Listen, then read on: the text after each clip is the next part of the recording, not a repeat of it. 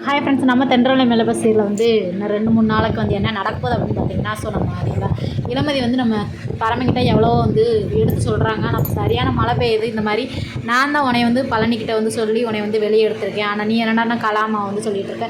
கலாமா வந்து பார்த்திங்கன்னா ரொம்ப வந்து தப்பு பண்ணிகிட்டு இருக்காங்க. ஏன்னா நான் அந்த பழனியவேவும் அவங்க அம்மா விட்டு மிரட்டி விட்டு அவ்வளோ வேலை வந்து அவங்க பார்த்துட்டு இருக்காங்க. ஆனால் நீ என்னை நம்ப மாட்டேங்கிற, உடனே பரமத்தின் எல்லாமே நீ போய் தான் சொல்கிற அப்படின்னு சொல்லிட்டு இருக்காங்க. சரின்னு சொல்லிட்டு பார்த்தீங்கன்னா, உனக்கு எனக்கு டைவர்ஸ் வேணும் அப்படின்றக்கா வந்து அவங்க அம்மா கலாமா ஏற்கனவே நீ என்னை வேணாங்க டைவர்ஸ் பண்ணுற அளவுக்கு கையெழுத்துலாம் போட்டிருக்கலாம் அப்படின்னு சொல்லிட்டு வந்து பரமன் வந்து தப்பாக புரிஞ்சுருப்பாங்க.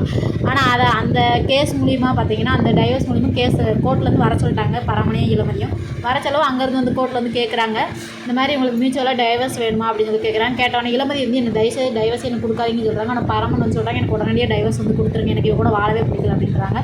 ஆனாலும் சேர்ந்து வந்து நீங்கள் 6 மாதம் வந்து வாழ்ந்து தான் ஆகணும், இதுதான் வாழணும்னு சொல்லவும் சரின்னு சொல்லிட்டு இளமதி வந்து அவங்க அம்மா வீட்டுக்கு வந்துடுறாங்க. நம்ம பரமன் இருக்கிற வீட்டு கலாமா வீட்டுக்கு வந்தோன்னே பார்த்தீங்கன்னா பரமன் வந்து வெளியே போக சொல்கிறாங்க.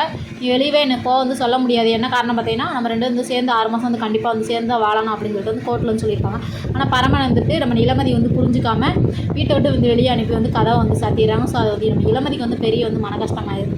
ஆனால் இளமதி வந்து ரொம்ப பாவம் தாங்க. பரமன் தான் வந்து அவங்க அம்மா வந்து நல்லா ஏமாற்றிட்டே இருக்காங்க.